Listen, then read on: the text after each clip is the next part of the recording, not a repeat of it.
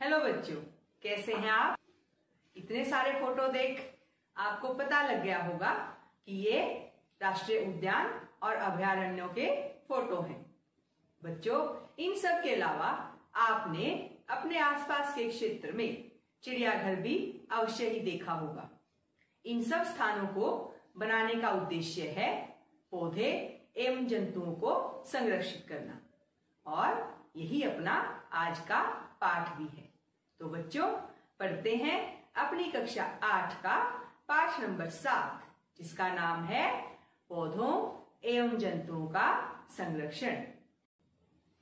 बच्चों, इस पाठ के सीखने के जो प्रतिफल है वह है कि आप यह पाठ पढ़ने के पश्चात वन एवं वन्य प्राणियों के संरक्षण को समझकर जागरूक हो जाएंगे कि क्यों हमें इनका संरक्षण करना चाहिए।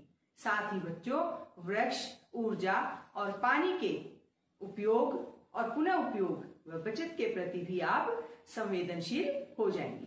तो यह है अपने इस पाठ के सीखने के प्रतिफल। अब बच्चों, आपके मन में यह प्रश्न आ रहा होगा कि पौधों और जंतुओं को संरक्षित करने की क्या आवश्यकता है, उन्हें भला क्या खतरा है। इन्हीं सवालों के जवाब हमें आज इस पाठ से मिलने वाले हैं। बच्चों, हमारी पृथ्वी पर नाना प्रकार के पौधे एवं जंतु पाए जाते हैं। ये मानव जाति के अस्तित्व एवं भली प्रकार से रहने के लिए आवश्यक है। आज इन जीवों के अस्तित्व के लिए वनोन्मूलन एक बहुत बड़ा खतरा बन गया है। बच्चों, क्या आप जानते हैं वनोन्मूलन का अर्थ क्या है? बच्चों, वनोन्मूलन का अर्थ है वनों को समाप्त कर प्राप्त भूमि का अन्य कार्यों में उपयोग करना। तो ये हमारी परिभाषा भी है वनोन्मूलन की।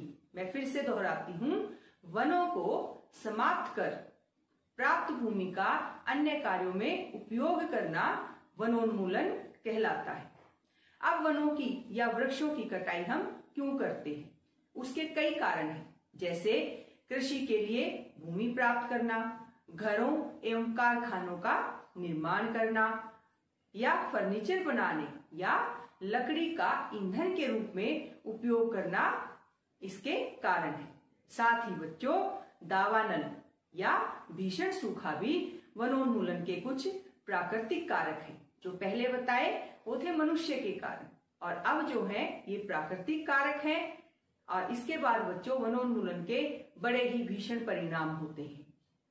बच्चों, वनोन्मूलन से पृथ्वी पर ताप एवं प्रदूषण के स्तर में वृद्धि होती है। इससे वायुमंडल में कार्बन डाइऑक्साइड का स्तर बढ़ जाता है, और बच्चों, भौम जल स्तर का भी निम्नीकरण हो जाता है। वनोन्मूलन से प्राकृतिक संतुलन भी प्रभावित होता है। बच्चों, यदि वृक्षों की इसी प्रकार अनवरत कटाई चलती रही तो वर्षा एवं भूमि की उर्वरता में कमी आ जाएगी, और यही नहीं, इसके अतिरिक्त बाढ़ एवं सूखे जैसी प्राकृतिक आपदाओं की संभावना भी बढ़ जाती है।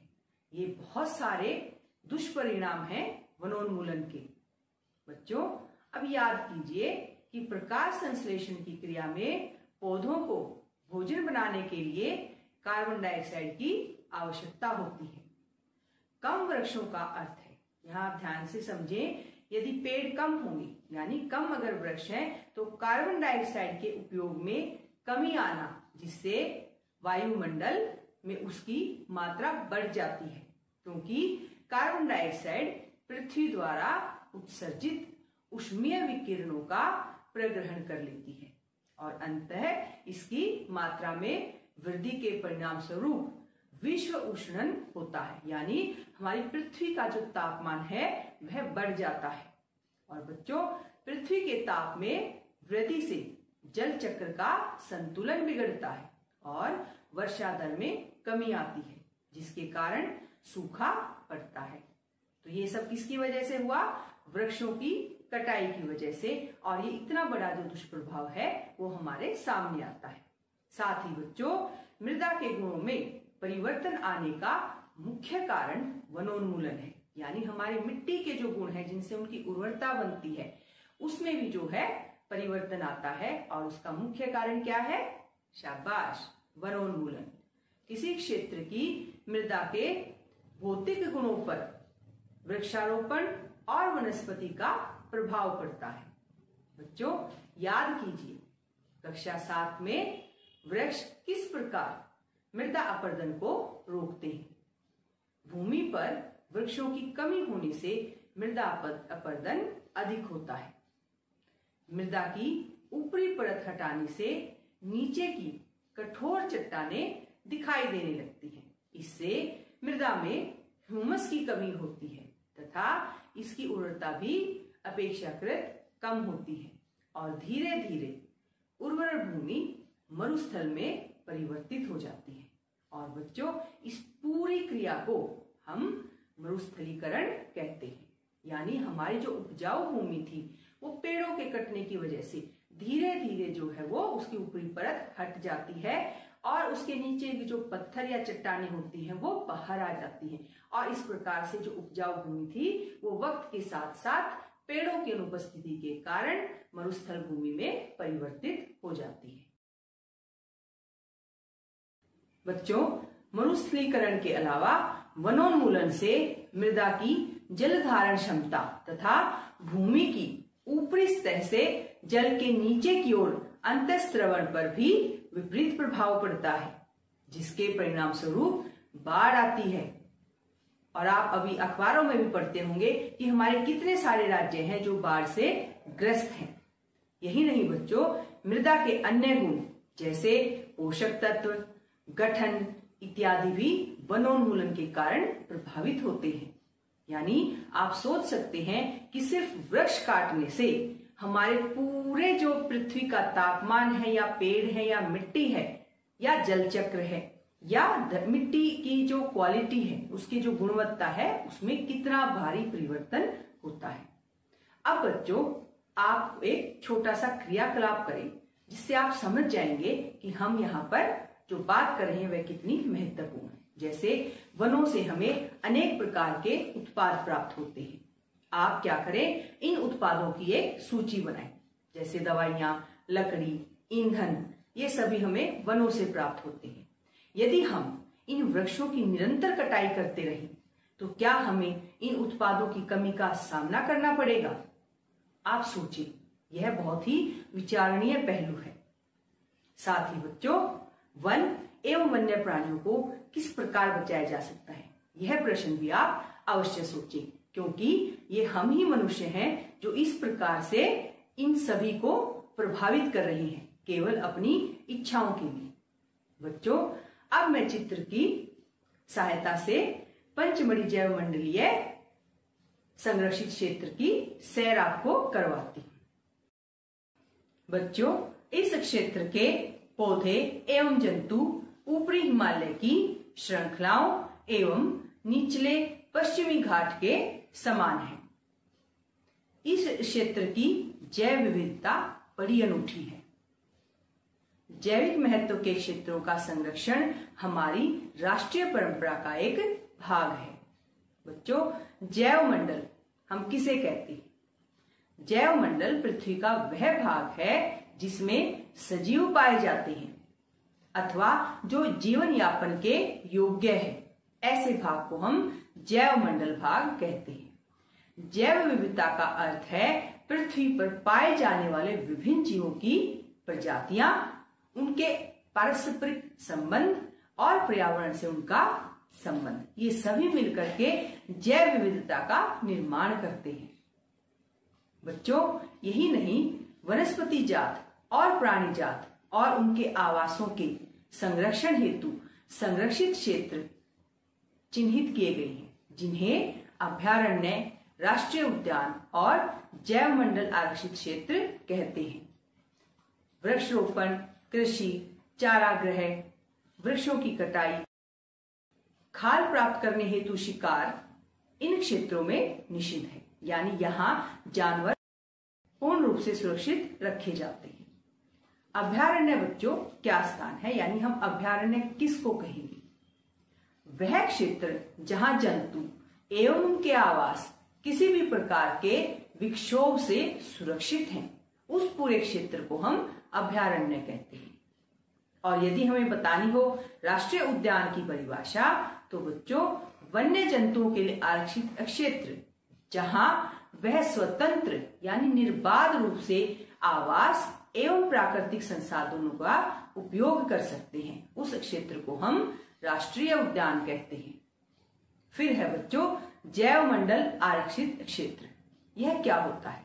बच्चों वन्य जीवन, पौधों और जंतु संसाधनों और उस क्षेत्र के आदिवासियों के पारंपरिक ढंग से जीवन यापन हेतु विशाल संरक्षित क्षेत्र को हम जैव मंडल आरक्षित क्षेत्र कहते हैं।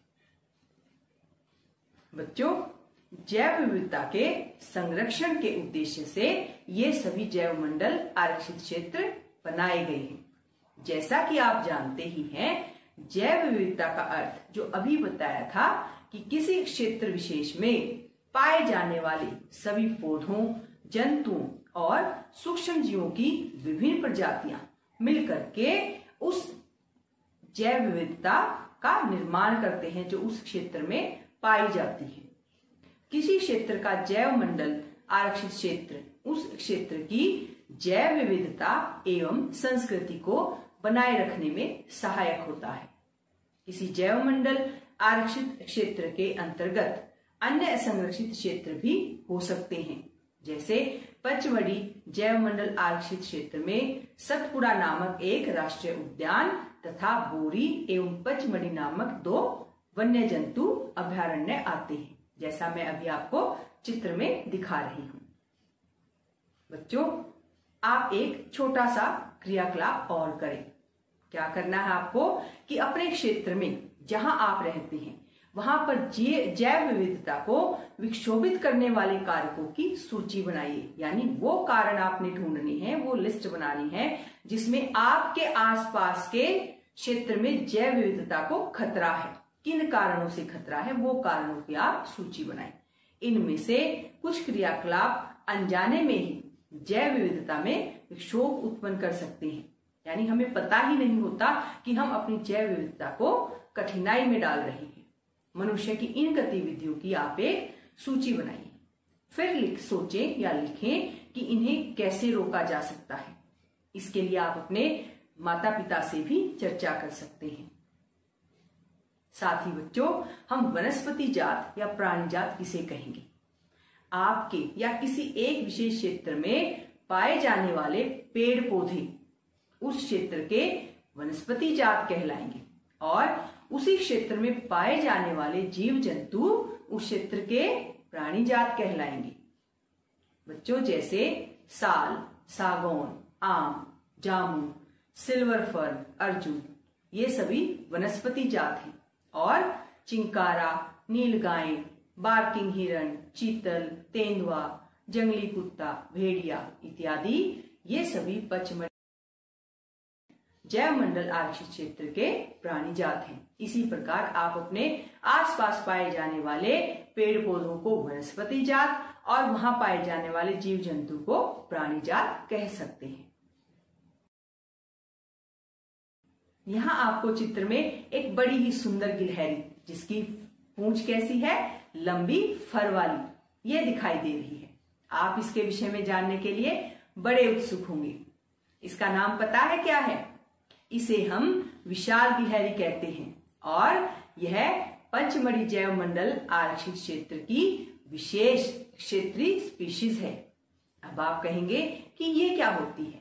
तो बच्चों पौधों एवं जंतुओं की वह स्पीशीज जो किसी विशेष क्षेत्र में विशिष्ट रूप से पाई जाती है, यानी उस एरिया की वो खासियत होती है, उसे हम विशेष क्षेत्रीय स्पीशीज कहते हैं। ये किसी अन्य क्षेत्र में प्राकृतिक रूप से नहीं पाई जाती। किसी विशेष प्रकार का पौधा या जंतु किसी विशेष क्षेत्र, राज्य अथवा देश की विशेष क्षेत्रीय हो सकते हैं। पचमढ़ी जैव मंडल आरक्षित क्षेत्र में स्थित साल और जंगली आम के पेड़ को देखो, चित्र में दिखाई दे रहे हैं। ये क्या है? ये यहाँ के विशेष क्षेत्रीय वनस्पति जगत का उदाहरण है। बच्चों, इनके आवास के नष्ट होने, बढ़ती हुई जनसंख्या एवं नई स्पीशीज के प्रवेश से विशेष क्षेत्रीय स्पीशीज के प्राकृतिक आवास पर प्रभाव पड़ सकता है और इनके अस्तित्व को भी खतरा हो सकता है। स्पीशीज सजीवों की समष्टि का वह समूह है जो एक दूसरे से अंतर्जनन करने में सक्षम होते हैं। यानी यहां हम क्या सीख रहे हैं कि स्पीशीज किसे कहते हैं। इसका अर्थ है कि एक जाति के सदस्य केवल अपनी जाति के सदस्यों के साथ अन्य जाति के सदस्यों को छोड़कर जननक्षम संतान उत्पन्न कर सकते हैं और एक जाति के सदस्यों में सामान्य लक्षण पाए जाते हैं। बच्चों, आप जहां रहते हैं वहां पर कौन से विशेष क्षेत्रीय पौधे और जंतु पाए जाते हैं, इनका भी आप अवश्य पता लगाएं। बच्चों, अब है ये जो आप बोर्ड देख रही हैं, क्या लिखा हुआ है? पचमढ़ी वन्य प्राणी अभयारण्य। बच्चों, आरक्षित वनों की तरह ही कुछ ऐसे क्षेत्र हैं जहां वन्य प्राणी सुरक्षित एवं संरक्षित रहते हैं और इन्हें हम वन्य प्राणी अभयारण्य कहते हैं। अभयारण्य माने वह स्थान जहां प्राणियों अथवा जंतुओं को मारना या शिकार करना अथवा पकड़ना पूर्णतः निषिद्ध होता है। यह अफसोस की बात है कि संरक्षित वन भी जीवों के लिए सुरक्षित नहीं रहे। क्यों? क्योंकि इनके आसपास के क्षेत्रों में रहने वाले लोग उनका अतिक्रमण करके उन्हें नष्ट कर देते हैं। बच्चों, आप भी कभी ना कभी अपने आसपास के चिड़ियाघर में अवश्य ही गए होंगे। वह भी किस लिए बनाए जाते हैं? उनका निर्माण भी वहां पे पाए जाने वाले कुछ विशिष्ट जंतुओं की संरक्षण हेतु किया गया है। बच्चों, अब बात करते हैं राष्ट्रीय उद्यान की। और ये कौन सा राष्ट्रीय उद्यान है? सतपुड़ा राष्ट्रीय उद्यान। यह विशाल आरक्षित क्षेत्र है तथा पर्यावरण के संपूर्ण संगठनों का संरक्षण करने में प्रयासरत है। इन्हें राष्ट्रीय उद्यान कहते हैं। यह वनस्पति जात, प्राणी जात, दृश्य भूमि एवं ऐतिहासिक वस्तुओं का संरक्षण करते हैं। सतपुड़ा राष्ट्रीय उद्यान भारत का प्रथम आरक्षित वन है, ये आप याद कर लें। सर्वोत्तम किस्म की टीक यानी सागौन के जो वृक्ष हैं इस वन में मिलते हैं। बच्चों, सतपुड़ा राष्ट्रीय उद्यान की विशेषता क्या है कि सतपुड़ा राष्ट्रीय उद्यान की जो चट्टानों में आवास भी स्थित है। यह इन वनों में मनुष्य की गतिविधियों का प्रागैतिहासिक भ्रमण है, जिससे हमें आदि मानव के जीवन यापन के बारे में पता चलता है। चट्टानों के इन मानव आवासों में कुछ पेंटिंग कलाकृतियां भी मिलती हैं। पचमढ़ी जैव मंडल संरक्षित क्षेत्र में 55 चट्टान आवास को पहचाना जा चुका है। जंतु एवं मनुष्य को इन कलाकृतियों में लड़ते हुए, शिकार, नृत्य एवं वाद्य यंत्रों को बजाते हुए दर्शाया गया है। आज भी अनेक आदिवासी जंगल में रहते हैं। अब आप यहाँ यह बोर्ड देख सकते हैं, क्या लिखा हुआ है? सतपुड़ा बाघ आरक्षित क्षेत्र। बच्चों, हमारी सरकार ने बाघों के संरक्षण हेतु प्रोजेक्ट टाइगर अथवा बाघ परियोजना लागू की है। इस परियोजना का क्या उद्देश्य है? बच्चों, इस परियोजना का उद्देश्य है अपने देश में बाघों की उत्तरजीविता एवं संवर्धन करना। बच्चों, बाघों को संरक्षण की जरूरत, आप हैरान है ना? ये तो खुद इतने शक्तिशाली हैं। इनकी विशिष्टताएं, इनके जो गुण हैं वह इसे सबसे अलग बनाता है, लेकिन फिर भी इसको संरक्षण की आवश्यकता है, क्योंकि यह आजकल उस श्रेणी में आ चुका है जहां इसका बहुत ज्यादा शिकार करके इसकी मात्रा कम हो चुकी है। बच्चों, बाघ उन स्पीशीज में से एक है जो धीरे धीरे हमारे वनों से विलुप्त होते जा रहे हैं, परंतु सतपुड़ा आरक्षित क्षेत्र में बाघों की संख्या में वृद्धि हो रही है। अतः यह संरक्षण का अनूठा उदाहरण है। किसी समय शेर, हाथी, जंगली भैंसे तथा बारहसिंगा भी सतपुड़ा राष्ट्रीय उद्यान में पाए जाते थे। वे जंतु जिनकी संख्या एक निर्धारित स्तर से कम होती जा रही है और वे आने वाले समय में विलुप्त हो सकते हैं, उन जंतुओं को हम संकटापन्न जंतु कहते हैं। ये है हमारे संकटापन्न जंतु की परिभाषा। मैं एक बार फिर से दोहराती हूँ। वे जंतु जिनकी संख्या एक निर्धारित स्तर से कम होती जा रही है और वे आने वाले समय में विलुप्त हो सकते हैं, ऐसे जंतु संकटापन्न जंतु कहलाते हैं। जैसे बच्चों, बीते हुए समय में डायनासोर थे और वे लाखों वर्ष पूर्व विलुप्त हो चुके हैं। कुछ जीवों के प्राकृतिक आवास में व्यवधान होने से उनके अस्तित्व को खतरा पैदा हो गया है। बच्चों, अब प्रश्न आता है कि क्या केवल बड़े जंतु ही विलुप्त होने के कगार पर हैं? यह सोचने वाली बात है। बच्चों, मैं आपका ध्यान इस बात पर जरूर दिलाना चाहूंगी कि बड़े जंतुओं की अपेक्षा छोटे प्राणियों को विलुप्त होने की संभावना कहीं अधिक है।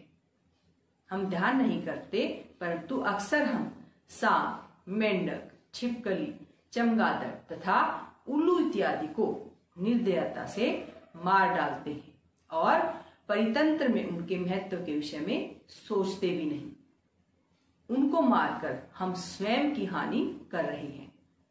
यद्यपि ये आकार में छोटे हैं, परंतु पारितंत्र में उनके योगदान को हम अनदेखा नहीं कर सकते। उनको मारकर हम स्वयं को हानि पहुंचा रहे हैं।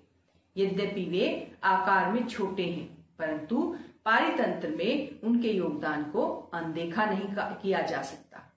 आप सोचेंगे, ये इतने छोटे छोटे जीव किस लिए इतने ज्यादा महत्वपूर्ण हैं? तो बच्चों, याद कीजिए आहार जाल एवं आहार श्रृंखला को, जो आप अपनी पूर्व कक्षा में पढ़ चुके हैं, और उसमें स्मरण कीजिए कि किस प्रकार हर एक स्तर पर पाया जाने वाला जीव, चाहे वो कितना ही छोटा है, वो उस श्रृंखला के लिए कितना महत्वपूर्ण है।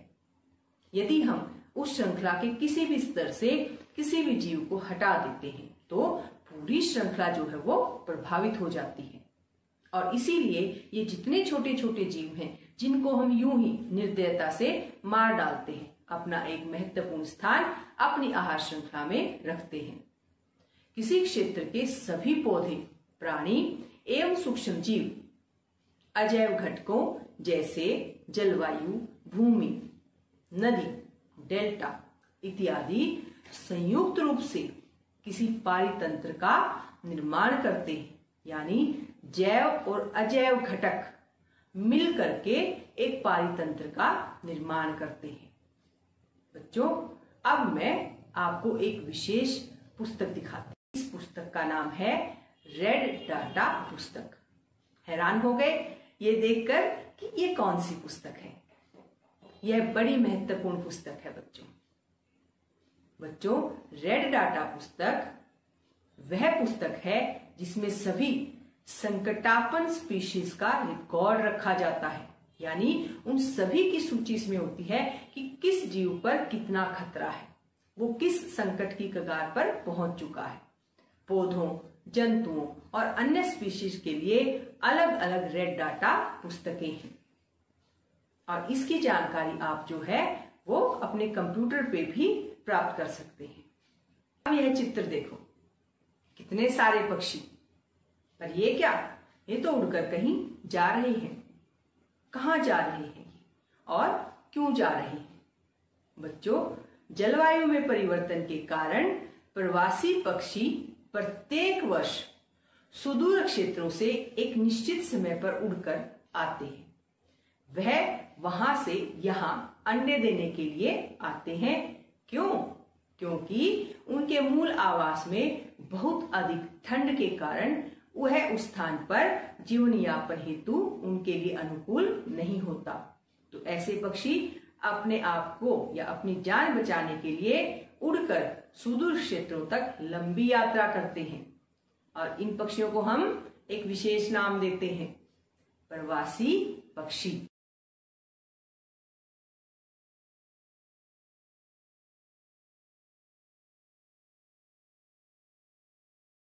देखा बच्चों, ये पक्षी कितनी मेहनत करते हैं। अब आप भी एक बात बड़े ध्यान से सुनें और याद करें कि मैं कक्षा में आपको कितनी बार कागज फाड़ने से रोकती हूं। क्यों रोकती हूं, आज उसका भी कारण आपको बताती हूं। 1 टन कागज प्राप्त करने के लिए पूर्ण रूपेण विकसित 17 वृक्षों को काटा जाता है। अंततः हमें कागज की बचत करनी चाहिए, क्योंकि हमारे एक कागज से कहीं ना कहीं हम किसी पेड़ की जान बचा रहे हैं। उपयोग के लिए कागज का 5 से 7 बार पुनः चक्रण किया जा सकता है। यदि कोई छात्र दिन में 1 कागज की बचत करता है, सोचो, यदि कोई छात्र दिन में मात्र 1 कागज की बचत करता है तो हम एक पूरे वर्ष में कितने सारे वृक्षों की जान बचा सकते हैं, है ना विचारणीय। और आप अक्सर कहते हो कि हम अपने पर्यावरण को बचाने के लिए क्या कर सकते हैं। तो सबसे बड़ा योगदान जो हम दे सकते हैं कि हम व्यर्थ ही कागज ना फाड़ें। हमें कागज की बचत करनी चाहिए, इसका पुनः उपयोग और पुनः चक्रण भी करना चाहिए। इसके द्वारा हम न केवल वृक्षों को बचाते हैं, परंतु कागज उत्पादन के उपयोग में आने वाला जल और ऊर्जा की भी बचत करते हैं। यानी हम सीधे या परोक्ष रूप से अपने पूरे पर्यावरण की मदद करते हैं। इसी के साथ साथ कागज उत्पादन में उपयोग आने वाले हानिकारक रसायनों में भी कमी आ जाएगी। तो देखा कितना महत्वपूर्ण है आपका एक कागज का न फाड़ना। बच्चों, अब आपके मन में बड़े ही प्रश्न आ रहे होंगे और सबसे कठिन प्रश्न है कि हम इन समस्याओं से कैसे बचें। तो मैंने आपको पाठ की शुरुआत में जो समस्या बताई थी वो थी वनोन्मूलन की, यानी वनों के काटे जाने की समस्या। और उनके काटे जाने के कारण होने वाले दुष्प्रभावों को हमने पाठ की शुरुआत में पढ़ा था। और इन सभी समस्याओं से बचने का एक उपाय है, और वह क्या है? पुनर्वन रोपण, यानी वनों को दोबारा से रोपा जाए। जिन पेड़ों को हम काट चुके हैं उनके स्थान पर नए वृक्ष लगाए जाएं। बच्चों, पुनर्वन रोपण में काटे गए वृक्षों की कमी पूरी करने के उद्देश्य से नए वृक्षों को रोपना होता है। रोपण वाले वृक्ष सामान्यतः उसी स्पीशीज के होते हैं जो उस वन में पाए जाते हैं। बच्चों, हमें कम से कम उतने वृक्ष तो लगाने ही चाहिए जितने हम काटते हैं। प्राकृतिक रूप से भी वन का पुनर्रोपण हो सकता है, यानी हमें वहां कुछ नहीं करना। लेकिन यदि वनोन्मूलित क्षेत्र को, लेकिन हम कैसे कर सकते हैं? इसका सीधा सा उपाय है, यदि वनोन्मूलित क्षेत्र को आबंधित छोड़ दिया जाए, यानी अबाधित छोड़ दिया जाए, तो वह स्वयं पुनर्रोपित हो जाता है। यानी वहां पर मनुष्य को अपनी कोई भी क्रियाकलाप नहीं करनी है। प्राकृतिक पुनर्रोपण में मानव गतिविधियों का कोई स्थान नहीं है और वहां वो प्रकृति द्वारा स्वयं ही उगा दिए जाते हैं। हम अपने वनों को अब तक बहुत नुकसान पहुंचा चुके हैं और अब हमारा फर्ज बनता है कि हम वनों को पुनः उगने का मौका दें, ताकि हमारी जो पृथ्वी है वह हरी भरी हो सके, पुनः उसको जीवन प्राप्त हो सके। यह पृथ्वी के लिए नहीं बच्चों, हमारे स्वयं के लिए, हमारे आने वाली पीढ़ियों के लिए अत्यंत आवश्यक है। तो बच्चों, इस पाठ से आप अवश्य ही समझने लग गए हैं कि वन हमारे लिए क्यों जरूरी है। और वो जरूरी नहीं, वन हमारे सच्चे मित्र हैं और हम वन और वन में रहने वाले जंतुओं और पौधों का शिकार ना करें। हमें उनकी रक्षा करनी चाहिए और अगर हम रक्षा ना करें तो उन्हें परेशान भी ना करें। ये है बच्चों अपना पाठ। और अब हम देखते हैं कि हमने इस पाठ में क्या क्या सीखा। यानी एक बार हम पाठ के मुख्य बिंदुओं को दोहराते हैं। जैसे बच्चों सबसे पहले हमने बात की वन्य प्राणी अभयारण्य, राष्ट्रीय उद्यान एवं जैव मंडल आरक्षित क्षेत्र ऐसे नाम हैं जो वन एवं वन्य प्राणियों का संरक्षण एवं परिरक्षण हेतु बने हैं। इसके बाद बच्चों जैव विविधता का अर्थ क्या है, यह हमने सीखा। यानी जैव विविधता का अर्थ है किसी विशिष्ट क्षेत्र में पाए जाने वाले सजीवों की विभिन्न किस्में। फिर बच्चों हमने देखा किसी क्षेत्र के सभी पौधों एवं जंतु उस क्षेत्र के वनस्पति जात और प्राणी जात माने जाते हैं। तत्पश्चात हमने क्या सीखा, विशेष क्षेत्रीय स्पीशीज किसी क्षेत्र विशेष में ही पाए जाते हैं। शाबाश। तत्पश्चात बच्चों हमने क्या सीखा था, और कि संकटापन्न स्पीशीज वह स्पीशीज है जो विलुप्त होने के कगार पर है। और फिर हमने देखी थी एक बड़ी ही खास पुस्तक जिसका नाम क्या था, हाँ बिल्कुल सही, रेड डाटा पुस्तक। और रेड डाटा पुस्तक में हम क्या करते हैं, संकटापन्न स्पीशीज का रिकॉर्ड रखते हैं।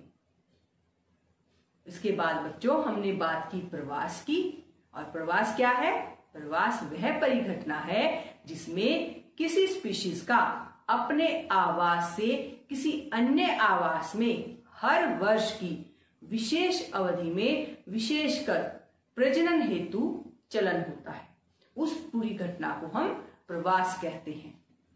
फिर बच्चों हमने सीखा वृक्ष ऊर्जा और पानी की बचत करने के लिए कागज की बचत, उनका पुनः उपयोग और पुनः चक्रण के संबंधित बात की।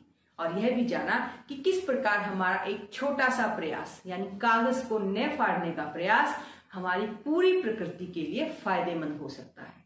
और मुझे यकीन है आप ये प्रयास अवश्य करेंगे। और फिर हमने बात की बच्चों पुनर्वन रोपण की, यानी नष्ट किए गए वनों को पुनर्स्थापित करने के लिए हमें रोपण करना चाहिए, हमें पेड़ अवश्य लगाने चाहिए। अब बच्चों हम कुछ प्रश्नों पर नजर डालते हैं। ये वह प्रश्न है जो हमारी मदद करेंगे अपने पाठ को दोहराने के लिए। जैसे पहला प्रश्न क्या है कि जैव विविधता का क्या अर्थ होता है। इसमें आपको जैव विविधता की परिभाषा लिखनी है। तत्पश्चात प्रश्न 2 है वनस्पति जात और प्राणी जात किसे कहते हैं। यहाँ आप इनकी परिभाषा लिखें और अपने आसपास पाए जाने वाले वनस्पति जात और प्राणी जात के 2-2 उदाहरण भी लिखें। फिर बच्चों अगला प्रश्न है विशेष क्षेत्रीय स्पीशीज किसे कहते हैं। और आगे प्रश्न है संकटापन्न स्पीशीज कौन से हैं।